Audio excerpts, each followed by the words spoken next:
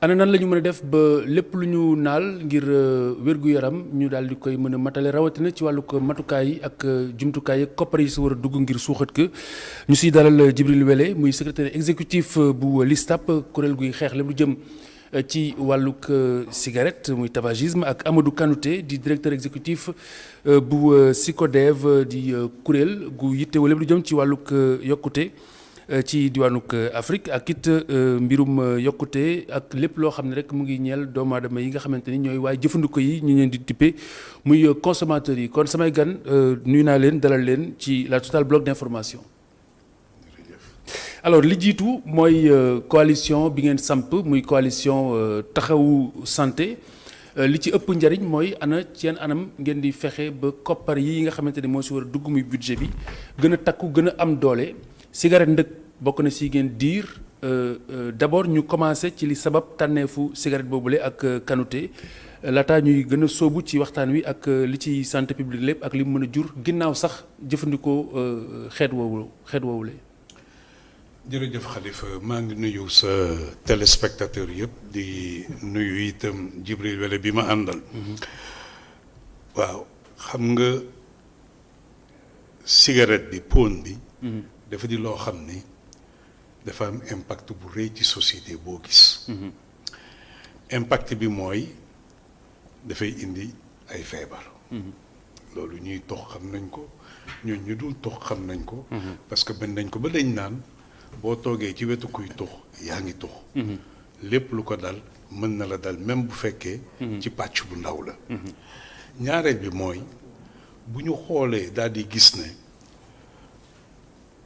li nga xam ne moom mooy recette yi ñuy am industrie tabac bi ñuy defar tabac di ñu ko jox boo ko méngalee ak li nga xam ne société sénégalaise moom lay souffrir ci tëddum hôpital ci li muy yàq ci biir njaboot def ko weesu sore impact boobu du ñu faral di ko gis parce que bi ñu xoolee dafa am suñu beneen partenaire boo xam ne ñoo ànd ci biir coalition bi muy CREES ñoom dañoo def gëstu daal di gis ne bu fekkee da nga jël lépp li nga xam ne mooy taxe yi nga xam ne moom la industrie wu tabac bi di jël di ko jox suñu gouvernement 20 milliards la par année boo xoolee emploi yi nga xam ne moom la industrie tabac bi di créer ça rapporte 4 milliards ci ay salaire muy 24 milliards mais bu ñu gëstoo ba ñu continuer seen gëstu daal di xool ñi tëdd hôpital garab yi nga xam ne mi ngi hôpital ñu ngi koy jënd li muy sooxe yi muy indi ci biir njaboot gi nga xam ne yow miy tox yaa ngi bàyyi sa njaboot foofu mu tëdd impact bi muy am ci liggéey bi nga war a def te mënatuloo ko def 122 milliards la jox mooy dégâts collatéraux yi ci collectivité waaw xam nga boo xoolee 24 milliards yu ñuy indil waaw ak 122 milliards yi nga xam ne moom la ñuy yóbbul nga daal di xam ne affaire u tabac affaire u pon bi war nañ ci def loo xam ne dinañu permettre au moins ñu daal di mën a ni benn nañ ko wàññi tox bi ñaar nañu fexe ba ñu mettre en place ay moyens ay jumtukaay yoo xam ne yow miy tox di nga dem bu tox bi dootu la ko jaaral. très bien alors Wélé lu jëm ci wàllu woowu gis nañu ne li muy yàq après si ay koppar lu may wér-gu-yaram bi moo gën a ëpp doole yéen am na benn bëgg-bëgg boo xamante ne ni xëy na yéen proposé ngeen ko mooy ñu surtaxé li nga xamante ne moom mooy cigarette mu doon loo xamante ni xëy na surtaxe yooyu dañ koy jël sóobaat ko ci paj mi. jërëjëf Khalifa donc di la remercier ci invitation bi di remercier également monsieur Kanouté donc comme ni nga ko waxee comme ni ko monsieur Kanouté waxee également je pense que dañu gis ni tabac dañ ko sous-taxé c'est-à-dire taxé wu ko comme ni ñu ko war a taxé parce que bu ñu ko taxé woon comme ni ñu ko war a taxé je pense que war nañ ci mën a récolter li nga xamante ni donc mën a tax vraiment li monsieur Kanouté doon wax léegi mu régler problème yu demee noonu. maintenant ñun en fait ñu def ay propositions à l'État du Sénégal donc dans le cadre coalition bi. Première proposition bi mooy benn simulation boo xamante ni sur chaque paquet de cigarettes. bu ñu ci yokkoon daanaka 225 francs dinañu rapporter 18 milliards. donc loolu ay études la yoo xamante ni donc CRES jot na ko def. parce que ci coalition bi lañu bokk. te ñu gis ni 18 milliards yooyu je pense que mën nañu permettre ñu mën a renforcer yenn programme de santé. ma jox la exemple programme national de lutte contre le tabac. état moo ko créé ministère de la santé lañu ko logé. ils ont un budget environ 40 millions par an. benn budget de fonctionnement. te seen i ay activités ay bailleurs de fonds ñoo koy financé. donc te état bon moom moo indi loi bi donc vulgarisation bi ak application bi. état moo ko war a def. donc ñu gis ni également boo xoolee la couverture maladie universelle donc état moo ko créé. mais seen budget c'est encore faible. les maladies non transmissibles également. logé au ministère de la santé. ñu gis ni également ñoom tamit c'est un programme boo xamante ni financement bi doyul. loolu moo tax en fait boo xoolee seen ay activité wala seen ay ambition doyul. donc ñu gis ni vraiment am nañu. solution baa ngi fi. solution baa ngi fi et je pense que waxoon nañ ko à travers donc ay plateau rajo ak télé yu ba ñu wax ci Covid bi. ba ngay fàttaliku ba ñuy ut fonds force Covid. mais newoon nañ leen am nañ solution bu gën a gaaw. soxlawul sax ku ci nekk di contribuer ak yu demee noonu. parce que booy jox ku ci nekk di contribuer. di nga may industrie tabac. moom it mu mën a contribuer. indirectement quoi. comme ni ñu ko defee ci force Covid Sénégal. moo tax donc ñu ne. bii c'est une proposition boo xamante ni donc sur chaque paquet de cigarettes bu ñu ci yokkoon 225 francs. 18 milliards. maintenant c'est benn fonds la boo xamante ni dina permettre ñu mën a renforcer budget SEMI. ñu renforcer les maladies non transmissibles. renforcer également la lutte anti-tabac. très bien parce que indirectement Kanouté cigarette bi wala tabac bi de façon générale dafay gën a yokk li nga xamante ni moom mooy li ñuy gën a soxla ci wàllug wér-gu-yaram ci wàllug moo xam ci wàllug ressource wala sax ci wàllug santé rek tout simplement. parce que bu nit feebaree parce que da doon tux li dugg si moom dana jéggi sax la nga xamante ne ni xëy na moom la ci def te loolu. si ndoddu nguur gi lay tàbbiwaat. loolu lan moo ci pexe à part surtaxe bi. prévention fexe ba nit ñi xam. impact bi nga xam ne tabac cigarette mën na ko am. ci sa wér-gu-yaram. prévention information pour que nit ñi mën a xam impact bi mu mun a am ci sa njaboot. mais aussi boo xoolee 500 francs yi ngay jël di jënd paquetu cigarette. boo ko defee par jour multiplier ko par 30 jours. loolu am na foo xam ne xaj na foofu ci sa biir njaboot. ñu ngi nii CMU baa ngi laajte. 3500 francs. juróom-ñaari téeméer moom la ñuy laajte ne ku ci ne ñun nañ ko cotiser. pour que fu la feebar dab nga mën a faju nit ñi bàyyi loolu foofu. dem di jënd cigarette boo xam ne 500 francs par jour la. xam nga yooyu nag dafa laaj. information. dafa laaj ñu yëgal ko nit ñi. xamal leen ne mooy li ñuy wax des dépenses discrétionnaires maanaam yow citoyen bi. mën nga toog daal di décider daal di ne man au lieu may jënd 500 francs ci cigarette par jour damay dajale 500 francs yooyu ci juróom-ñaari fan. muy 3500 francs. ma daal di dem daal di bokk ci benn mutuelle de santé. pour que fu ma feebar dab ci at mi laa la wax de. nga mën a jóg daal di dem faju ci. xam nga loolu jàngale la information la yee nit ñi la suñu campagne bi loolu daf ciy liggéey. très bien muy benn. ñaareel bi mooy li wele wax. dafa di dëgg joo xam ne réew yu bëri dañ cay jaar. daal di toog daal di ne cigarette bi puisque daf ñuy poser ay problème mu santé publique nañ ko taxé. ci anam goo xam ni ñun ñett ñii bu ñu déggee loolu daal di àndandoo daal di ne cigarette si kat cher na cher boo xam ne jaaralatuma ko. xam nga génn ci. boo ci génnee am na feneen fooy dugal xaalis boobu xëy na ci ñam la boo xam ne da nga koy jënd daal di koy jox say doom. ñu lekk ci. wala nga daal di lekk loo xam ne moo gën a nutritif. qualité bi daal moo gën a ëpp. boo fekkoon da ngaa jël sa 500 francs yi daal di koy dugal ci cigarette. ñun suñu jafe-jafe yi ñuy jànkoonteel. ci affaire taxe boobu muy wax.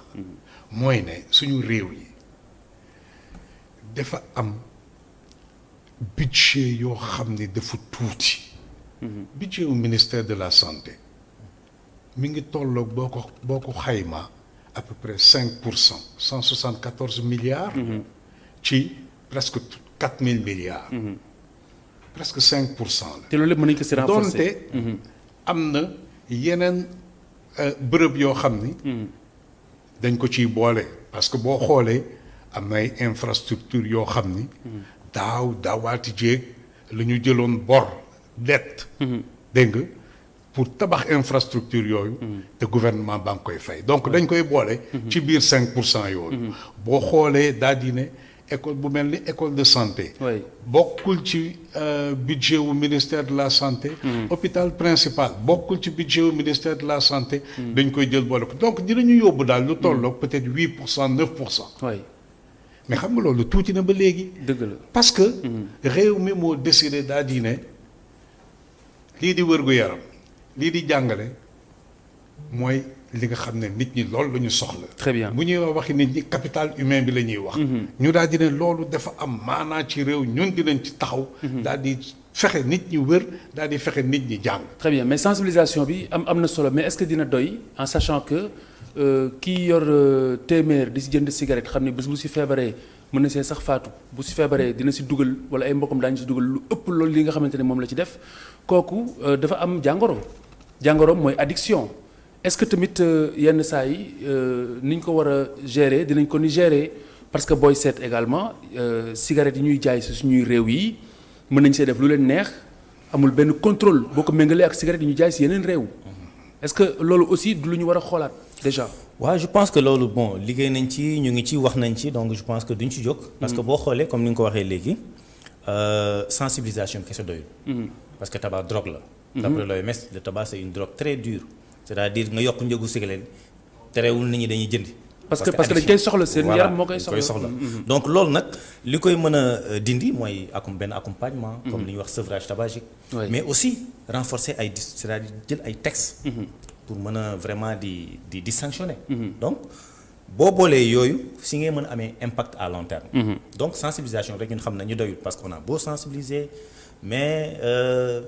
quand tu deviens esclave du tabac mais mënoo bàyyi même bu ñu lay wax ni boo arrêté wul suba boo moytul da ngay faatu gis nañ ko gis nañ ñoo xam ne dañu naan carrément je suis prêt à tout mais dama bëgg arrêter malheureusement amul garab amul médicament amul donc te cigarette amul classe day xeeñ waaw bon xam nga tamit bon da lay yàqal. waaw bon xam nga bu njëkkoon daan nañ sax tux si ay plateau de télé. waaw mais jamono dox na ba léegi. voilà léegi am nañ si ay jéego am na bëri yoo xamante ne mënatu fa tëb. waaw c'est parce que li ko waral mooy Sénégal aussi dafa def ay jéego. par rapport ak xeexum cigarette. oui boo xoolee ñu koy citer parmi vraiment l'un des pays vraiment yi gën a avancé. c'est parce que dañu am loi yu am doole. mais loi yi waruñu am loi yoo xam ne dañ koy voter di ko denc ci ay tiroir. donc c'est des lois yoo xamante ni dañ ko war di appliquer. tout à fait parce que application bi moom mooy tax vraiment ñu mën a wàññi la prévalence du tabac. c'est-à-dire ñu xam vraiment est-ce que loi bi am na impact. beneen bi mooy dinañu protéger également les populations. bi ci topp mooy également boo appliquer yenn dispositions de la loi. mais dina la indi xaalis. mais xoolal amende yi. ñaata tuxkat ñoo nekk Dakar. ñu ne tuxkat bu nekk boo violer loi bi ci benn espace public mais 5000 francs ngay fay. ci benn bant cigarette boo jëndee juróomi dërëm. mais kooku bu ñu ko appliquer comme il le faut déjà benn niche ngi noonu. pour am des ressources également. donc je pense que sensibilisation bi dañ koy accompagner également ak. application loi bi mais aussi nguur gi dafa war a créer ay centres de dépistage. ay centres de sevrage. malheureusement bariwul fi. mais li ma bëgg a laaj surtout mooy contrôle bi est-ce que xam nañu li am ci cigarette si. waaw loolu nag. ba xale bu ñuy tux duñ ko mën a bàyyi. waaw malheureusement xamuñu ko parce que Sénégal amuñu laboratoire. bi nga xamante ni laboratoire bi am benn. bi OMS agréé mu ngi nekk Burkina Faso. je pense que scandale bi fi amoon mooy par rapport ak cigarette suisse yi. bi amoon bañ naan benn fabrique bi nekk Sénégal bon Philip Morris.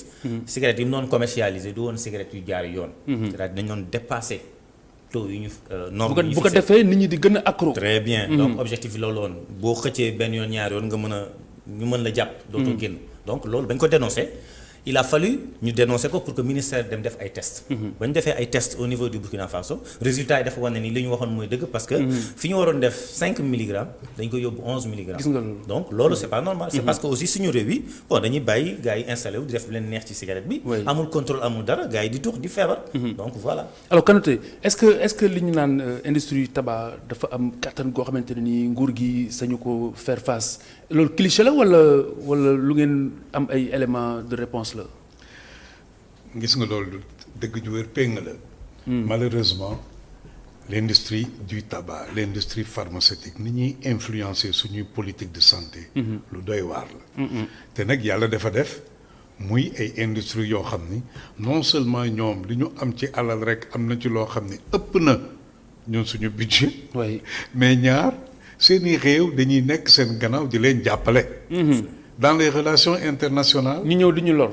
mais dañuy ñëw daal leen ni bëggoon nañ de defaral la lii jàppale la ci anam gi mais dañoo bëgg itam nga bàyyi suñu industrie ji tabac bi mu def lii wala nga bañ a laal prix yi réew bu mel ni Burkina Faso gis nga ba ñuy def seen transition bi ba Blaise Compaoré demee ñu daal di indi comité national de transition bi ña nekk ca assemblée nationale ba ma waxtaanee ak ñoom parce que en un an ñooñu jot nañoo voté lu tolloog fukki loi ba may waxtaan ak président wu assemblée laaj ko ni ko waaw su fukki loi yooyu yan anam nga gën a am ay jafe-jafe mu ne ma ñaar benn bi industrie minière ñaareel bi tabac oui dama dem ba dama tiit dama ragal parce que benn maa ngi doon sentir ay menaces yoo xam ne ñu ngi koy teg ci député yi ñaar ñu ngi leen doon guerre ñett man ci sam bopp dama dem ba dama sentir ne avancé yooyu nga xam ne maa ngi koy bëgg a indi ci Burkina Faso waaw yu ci bëri am na fu ñu may jaar pour que ñu mën a def loolu gis nga daal dina nag industrie du tabac bi ak industrie minière ñooñu laa ci gënoon a ragal donc loolu nga wax noonu oui dëgg ju wér péng la am nañu doole boo xam ne am nañu kattan boo xam ne tey bu leen neexoon ñu daal di bloquer sa industrie yu bëri daal di lay chantage ci kaw seen 4 milliards yooyu ñuy fay ci salaire loolu yi fi wëyu la dégg mën nañu fexe très rapidement daal di ne ñun kat fi mu ne toll nañ ci situation boo xam ni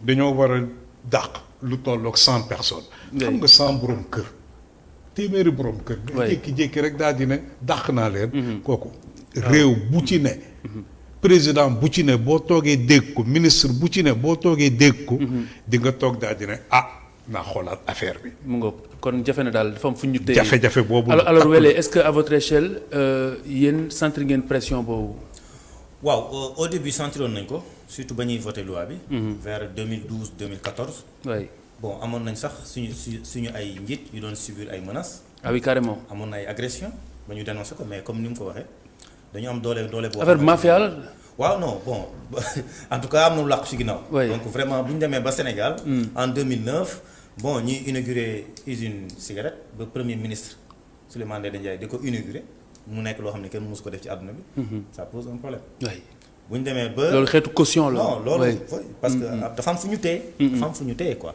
tu vois bu ñu demee ba ci suñu réew yi ay professeurs d'université ay chercheurs ñëw gis président de la République à l'époque Abdoulaye Wade ne ko dañu bëgg vraiment nga fexe nu ñu régler problème cigarette bi parce que ay jafe-jafe lay indi mun leen bu ngeen ma mën a indil entreprise bu ma mën a fay taxe yu toll nii ma génnee fi usine bi kon ça veut dire que am na fu ñu téye donc ñun dañuy miser trop ci vraiment ci taxe yu ñuy jox oui donc loolu mooy tax duñu mën a vraiment faire face. mais en termes de chiffres bu ñu xoolee tey li muy dugal ci ay taxes ci nguur gi ak li muy coûter ci patient yi muy jàpp bu ñu defee balance bi la ban moo ëpp. mais ñoom ñoo ci perte nguur gi mooy perte. Kanouté wax na ko léegi boo xoolee 24 milliards. la industrie di rapporté en termes de taxes. mais ñun ñu ngi dépensé environ 51 milliards pour prendre en charge les maladies liées au tabac. donc xam nga loolu kon ça veut dire que boo defee balance bi. tout à fait xam nga ni nguur gi moom mooy perte lu ëpp. maintenant ñun loolu moo tax ñu pousser la réflexion pour ne. étant donné que nguur gi 51 milliards lay def environ pour vraiment jël en charge les maladies liées au tabac. mais il y a une solution bi mooy nañu augmenter la taxe parce que aussi boo xoolee. dañuy jox exemple yeneen dëkk yu ko appliqué. muy jàll en Côte d'Ivoire c'est 2% de taxe moom mooy financer le sport. La fédération ivoirienne de sport, le sida et la lutte anti-tabac. Au Tchad, c'est 100 francs sur chaque paquet de cigarettes. Moi, on a rapporté 4 milliards, moi, on a financé la couverture universelle au Tchad. Maladie universelle au Tchad. Donc, nous avons vraiment, il y a une possibilité et que aussi, il y a des lois, des directives au niveau de l'UEMOA, teg nañ ko fii donc ñun war nañ mën a dem au-delà de 65% parce que actuellement suñu taxe mu ngi toll ci 65%. mën nañ jàng si loolu mais booy xool par exemple loi yi nga xamante dañ koy jël Sénégal est-ce que dina am suivi bi ci war parce que déjà mbirum présentoir posé woon nañu ko ci boutique yi ñuy jaayee cigarette mais tey boo demee ci boutique yi doo fa gis benn présentoir bu ñu tëj en tout cas te publicité bi nga xamante ne dañ koy tere itamit de façon détournée mu ngi am est-ce que suivi bi war a am tigi ñu ngi koy nemmeeku est-ce que foofu du faiblesse également. loolu doon wax léegi parce que bu ñu xoolee daal di ne ay loi naam am na fi. mais suivi bi effectivité bi. daal di assuré wu que ni puisque dañoo ne bërëb la boo xam ne ñëpp a fay daje. lieu public kenn waru fu tux. demal nga xool rek yow ci sa bopp di nga gis ne. loi boobu ñu voté am na ci bërëb yu bëri yoo xam ne tey Sénégal respecté wuñ ko. parce que bu ñuy wax cigarette aussi dañuy fàtte am tux la ñuy wax de façon générale. boo xoolee par exemple chicha yooyu ñuy wax. mooy les narguilés. eh bien dafa am ay bërëb yoo xam ne si réew mi. dañ ko fay tux. xale yi dañ ko yóbbu si plage bi di ko tux. te xamuñu ne yooyu yëpp dañ ko tere. mais exactement. defe naa ni nga baal ma rek monsieur Kanouté. c'est-à-dire loolu li ko waral mooy yéex yi am ci wàllum jël yenn textes yi. chicha boobu pour régler ko dafa am benn texte ministériel boo nga xamante ni ministre de la santé signé na ko ministre du commerce signé na ko arrêté ministériel la. moom mooy tere chicha Sénégal. mu jeex benn yoon. mais texte boobu mu ngi bloqué au niveau du secrétaire général du gouvernement depuis presque 1 an. deuxième texte bi nga wax par rapport au ci boutique yi. njaayum cigarette loi bi dafa ne léegi kuy jaay cigarette Sénégal da nga war a am autorisation. mais décret bi mu ngi bloqué. sur la table. donc du secrétaire général du gouvernement. ba tey jàllugul en conseil ça fait 2 ans. donc loolu tant que yooyu gënul mënuñu vraiment faire face mën a xeex pour. régler jafe-jafe yi. parce que li tax mu dangereux mooy cigarette dafa banal dañ ko banaliser boo ko comparé ak gravité bi nga xamante ne ni am na ko est-ce que waruñu dem envisager dem ba àgg ci ay bureau de tabac nga xamante ne du doon li ñuy jaay ci biir boutique yi ñëpp mën si am accès. loolu moom doon na loo xam ni de toute façon. bu ñuy waxi loi bi yooyu yëpp fan lañ koy jaayee. kan lañ koy jaay kan lañ ko mën a jaay yooyu yëpp il faut que ñu xoolandoo ko. parce que pour nga gis benn boutiquier ne xale bi. exactement amoo atu jënd cigarette. exactement bu amee tamit bariwul. ñaata famille ngay gis. ñu toog daal di jël seen benn doom boo xam ni. 10 ans la am. yónni ko cigarette. ñu naan ko demal nga jëndal ma cigarette. xam nga le fait que nga koy yónni muy jënd cigarette. pour moom yaa ngi dugal ci boppam ne lii lu baax la. lii amul dara lu ci ne. parce que moomu ngay yónni muy jënd cigarette dafay dem ba daf koy intérioriser daal di xam ni. daal di yaakaar ni. cigarette lu ñu war a jënd la. sensibilisation fa la ne. loi daal di ñëw mottali ko parce que bu fekkee yow parent ñu ngi lay sensibiliser. xëy na di nga dem toog ba ni waratuma yónni sama doom muy dem di ma jëndal cigarette. mais bu fekkee xale ba dem na ca boutique ba yow jaaykat bi nga daal di xool xale bi xam ne kii am na at boo xam ne amu ko 18 ans motagul. nga daal di bañ ne ko duma la jaay cigarette demal nga wax ki lay yónni mu ñëw ma su boobaa. dinañu gis di nga yeddaale ki ko yónni. exactement oui. donc yooyu yëpp dafay di loo xam ni. il faut que ñu boole ko. mais xam nga Khalifa. dafa am loo xam ne ñun ñii nga xam ne tey ñu ngi wax pour que loi yi ñu mën ko bind. xaatim ko adopté ko assemblée nationale bu ñu ko adopté ñu daal di fexe itam ñu mën ko jaarale ci anam ngoo xam ni dafay effectif maanaam loi bi dafay am doole. nit ñi daal di koy respecté. mais loolu yëpp bu fa jógee ñun li ñuy wax mooy il faut ñu yokk. li nga xam ne moom la ñuy fay taxe tabac. pour que ñu jël ko daal di koy dugal ci lu mel ne. la CMU bi. ci lu mel ni les maladies non transmissibles. ci lu mel ne sport comme ci yeneen dëkk yi. mais xam nga jafe-jafe bi lan la. benn bërëb yi nga xam ne mën nga fa jëlee xaalis boobu. maanaam li ñuy wax niche yi ay bërëb yu làqatu la yoo xam ne xëy na duñ ko xalaat. te mun nañ ko taxé mun nga fa jëlee lemp bu ndaw. lu ndaw lay doon de. mais boo ko boolee dafay daal di bëri. benn jafe na nga mobiliser loolu. ñaareel bi boo xasee bu mobiliser loola sax. dégg nga yenn saa yi dafay jafe nga am ci gouvernement bi mu daal di koy jël daal di koy féetale mbirum cigarette xeex cigarette. oui ñaari affaire yooyu mooy suñu problème. donc bu ñu taxawee tey volonté def am na suñu si plaidoyer bii. mais aussi am na ay réalités yoo xamante ne nii réalité yu fi yàgg la yoo xamante ni daanaka xeex ka du yomb. exactement. Oui. xeex ko du yomb. mooy l'unicité des caisses. hein mooy Oui. l'unicité des caisses. dégg nga mais tey suñu jafe-jafe bi nga xam ne moo gën a tar. bien que gouvernement bi nangu na ni peut-être war nañoo mun a am plus d'argent ci tabac ci cigarette ci pôle. dégg nga fexe ba mobiliser ressource boobu. benn jafe-jafe la ci ñun. Ouais. parce que xam nga sànq yaa ngi wax naan industrie du tabac dañoo am doole. waaw pour que nga ñu nangul la sax ne nga tegal ci seen nga teg ci seen paquetu cigarette 5 francs.